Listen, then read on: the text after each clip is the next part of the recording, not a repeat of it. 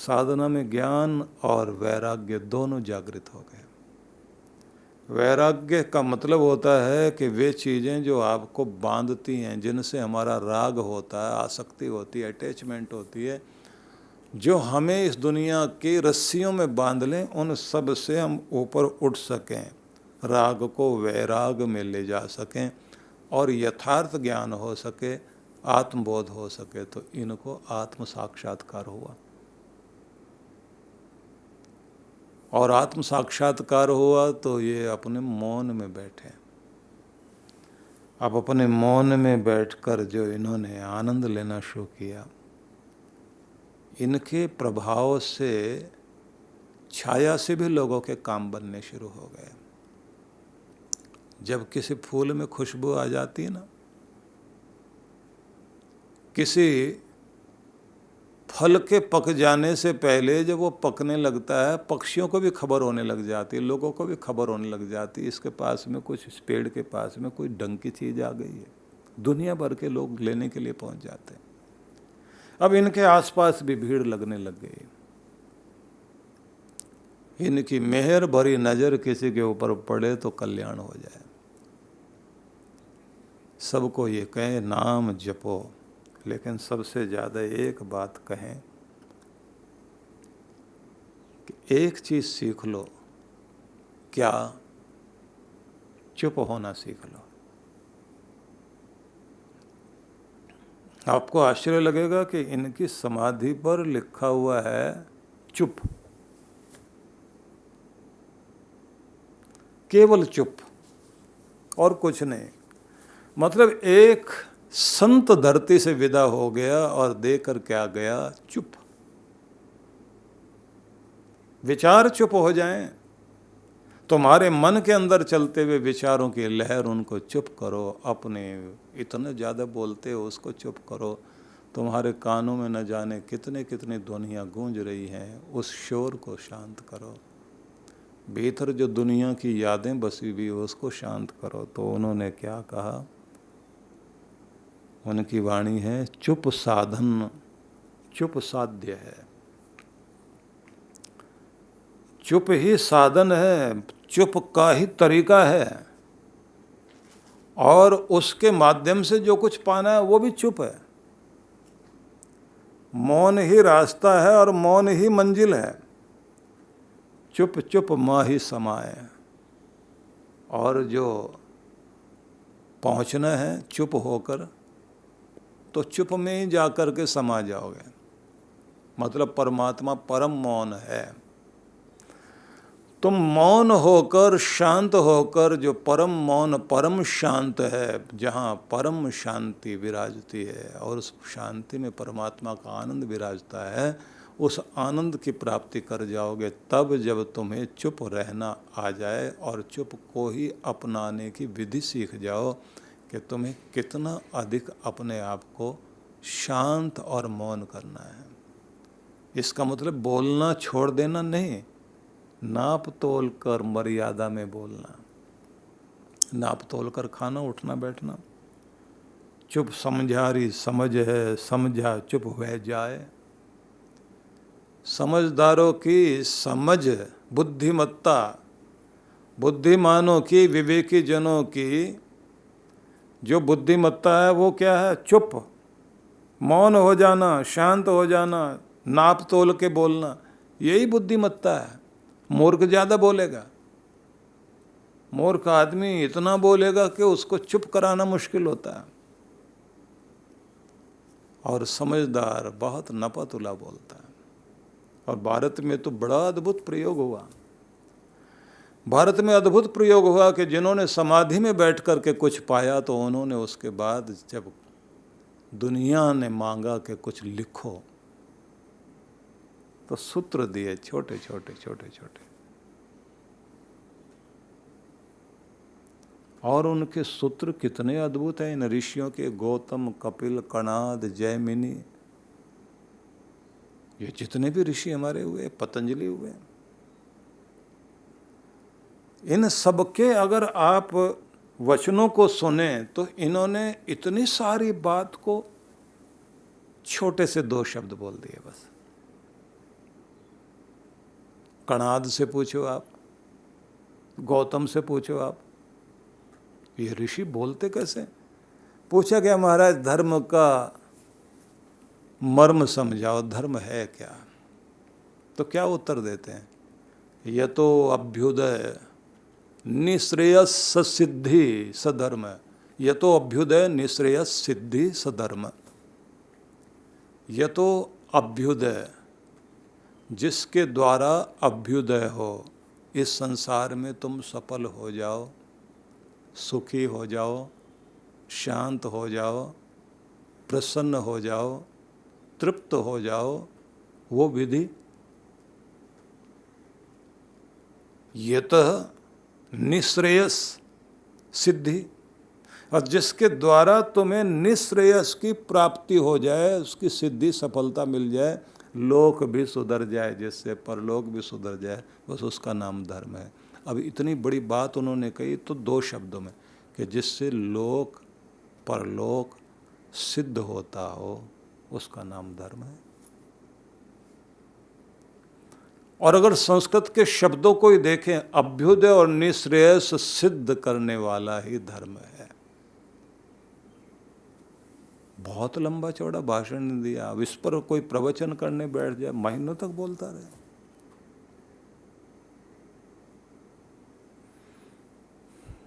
गौतम ऋषि से जब पूछा गया कि बताइए महाराज ये दुनिया बनी क्यों, तो छोटा सा ही वाक्य बोला ना, भोगापोर्गार्थम दृश्यम, अपने कर्मों का भोग भोगने के लिए और अपवर्ग मोक्ष को प्राप्त करने के लिए तुम्हें ये संसार बना कर दिया गया, इसलिए दुनिया में आए हो। पतंजलि से पूछा गया महाराज तुम्हारा योग क्या है, अथ योगानुशासनम। छोटे से वाक्य में सब कह दिया। तो बोलना तो है, लेकिन सार गर्भित महत्वपूर्ण, तुम्हारा बोला हुआ महत्वपूर्ण हो जाए। सार्त्र एक बहुत बड़े चिंतक दार्शनिक हुए हैं, जिन्होंने अपनी ऑटोबायोग्राफी लिखी द वर्ड नाम से, शब्द,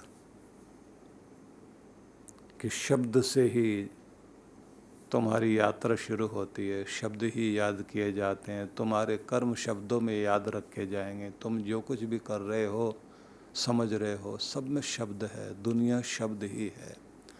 दुनिया से चले जाओगे तो तुम्हारे आखिरी शब्द याद किए जाएंगे, और तुम्हें ये भी पता नहीं कि तुम्हारे आखिरी वक्त कौन सा होगा। तो जब भी बोलो तो यही समझना कि शब्द आखिरी हैं, महत्वपूर्ण होने चाहिए। लोग कहते ना वो आखिर में उसने बोला क्या था।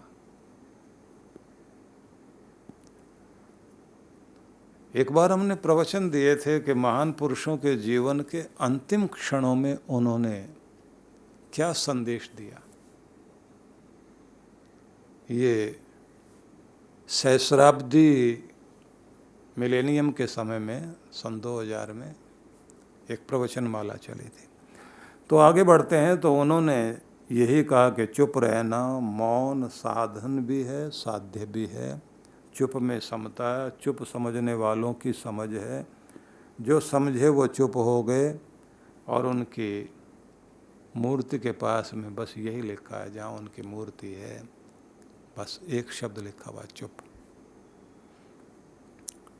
वे पशु पक्षी जीव सबसे प्यार करते करते, प्रेम बरसाती भी संदेश दे गई, चुप, के मौन। बोलत बोलत सब कहें, चुप हो के ढूंढे नाए, जो चुप हो के खोजन करें, वे गूंगे गुड़ खाएं।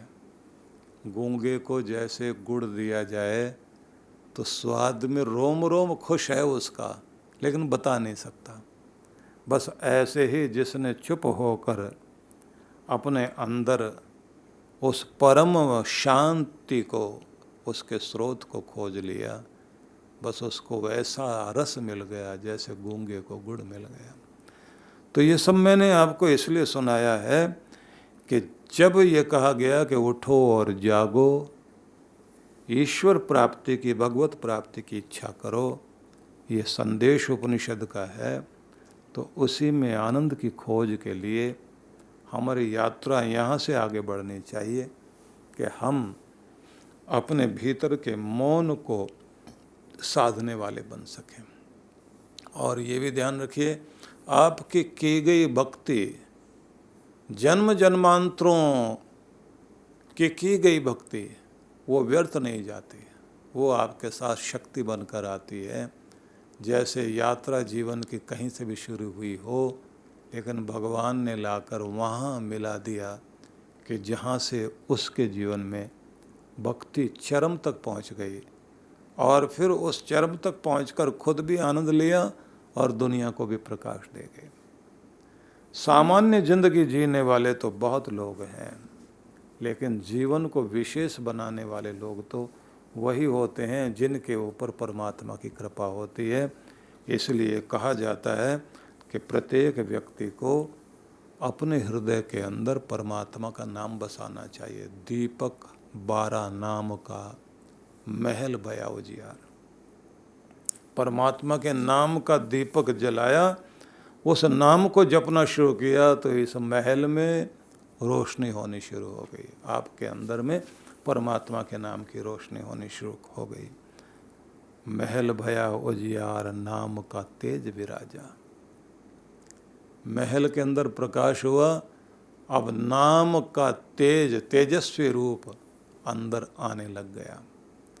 अंदर का तेजस्वी रूप क्या होता है? जैसे सूर्य का तेजस्वी रूप होता है कि उससे आंखें ना मिला सके और धूप में ना खड़ा हो सके। तो गलत चीज़ें आपके अंदर ठहरती ही नहीं, लापरवाही नहीं, आलस्य नहीं, गलत चीज़ें आप करोगे ही नहीं। कड़वा अगर आप बोलने लगे हैं तो आप खुद कहेंगे बीमार हो क्या? इंसानों की भाषा में बोलना है, ये इस तरह की भाषा तुम्हारी नहीं होनी चाहिए। गुर्राने वाली, भौंकने वाली भाषा, चीखने चिंगाड़ने वाली भाषा, वो सब पशुओं की है, मनुष्यों की नहीं है। मनुष्य की भाषा मधुर होती है, वह भाषा जो हृदय तक जाए। देखिए, जीभ के साथ एक बड़ी अद्भुत चीज़ जुड़ी हुई है। जीभ जहाँ है, यहाँ से इसके 2 भाग, एक भाग हृदय से जुड़ रहा है, दूसरा मस्तिष्क से जुड़ रहा है, बीच में है ये। तो इसलिए कहा जाता है कि ऊपर वाला भाग कहता सोच समझ के बोल, और नीचे वाला बोल, ये हृदय कहता है कि जो बोल हृदय तक पहुँच। अगर दिल तक पहुँच सकता है तो तेरा बोलना ठीक, और अगर दिल तक नहीं पहुँच सकता, तुम्हारा बोलना दिल तक असर नहीं करता, तो फिर तो तुम जो कुछ बोल रहे हो, कर रहे हो, वो एक कसरत है, और वो बुरी भी हो सकती है, अच्छी भी हो सकती है, लेकिन अच्छा प्रभाव हृदय तक जाना चाहिए। दीपक 12 नाम का, भगवान के नाम का दीपक जलाओ। पलटू साहब का संदेश है ये, महान संदेश है। पलटू की वाणी ऐसी है, उलट पलट कर दे जो, उथल पुथल मचा दे जो। आपको जीवन कितना भी उल्टा हो, तो पलटू कहते हैं इसको सीधा करने का एक ही तरीका है, उल्टे को उल्टा करो। उल्टे को उल्टा कर दोगे तो सीधा हो जाएगा ना। अद्भुत है प्रयोग उनका। कहते हैं जीवन में एक ही ढंग आना चाहिए, परमात्मा के नाम को जिह्वा पर बसाओ, उसकी रोशनी आप अपने अंदर लाओ, और अपने हृदय में, अपने इस महल में उसका प्रकाश होने दो। उसका प्रकाश क्या होता है? भगवान का नाम जपते जपते आपके हृदय में शांति आनी शुरू हो जाए, आपके रोम रोम में शांति आनी शुरू हो जाए, संतुलन आना शुरू हो जाए, संतुष्टि आनी शुरू हो जाए, आपकी वाणी के अंदर का उद्वेग समाप्त हो जाए। वाणी का उद्वेग जो है वह व्यक्ति को, खुद को भी दुखी करता है, दूसरों को भी करता है। क्योंकि आग जहाँ जलेगी वहाँ सबसे पहले तो जहाँ जलती है उसको नष्ट करती है, उसको जलाती पहले, फिर जिसके ऊपर फेंक दी गई तो उसका तो बुरा करेगी, जो ईंधन डाला गया उसको जला देगी। इसलिए महल भया उजियार, अंदर होगी रोशनी और उसी के साथ में प्रकाश का जो तेज आता है उस तेज का प्रभाव होगा कि आपके अंदर के कलमश हटेंगे। शब्द किया प्रकाश मान सर ऊपर छा जा। अब इसका परिणाम क्या होगा इस शब्द के प्रकाश का? तुम्हारे ऊपर अमृत का मान सरोवर छा जाएगा और बूंदे अंदर बरसेंगी। लेकिन कैसे, इस पे भी हमने चर्चा करनी है। और ये चर्चा करने का मतलब ये है कि जो अब मैं आपको बताऊंगा, देखिए 6 चीज़ें ऐसी होती हैं जिनके प्रति हम लोग बहुत लापरवाह रहते हैं। एक तो खुद के प्रति, एक भगवान के प्रति। खुद के प्रति लापरवाह पूरे और भगवान के प्रति भी लापरवाह।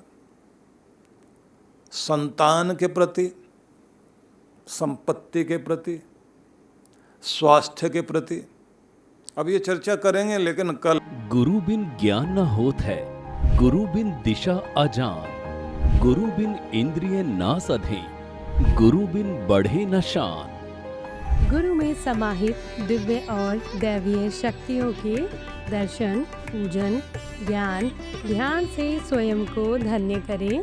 परम पूज्य सद्गुरुदेव श्री सुधांशु जी महाराज एवं डॉक्टर अर्शिका दीदी जी के पावन सानिध्य में गुरु पूर्णिमा महोत्सव दिनांक 7 से 10 जुलाई 2025।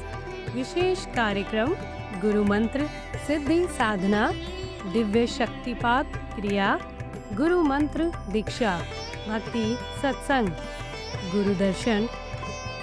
गुरु पूर्णिमा महोत्सव 10 जुलाई 2025। स्थान शक्ति टेंट द गोल्डन डिकॉर, नजदीकी जापानी पार्क, सेक्टर 12, रोहिणी, दिल्ली। आयोजक विश्व जागृति मिशन, दिल्ली। संपर्क सूत्र ऑनलाइन व ऑफलाइन गुरु मंत्र सिद्धि साधना के लिए संपर्क करें। आप सपरिवार सादर आमंत्रित हैं।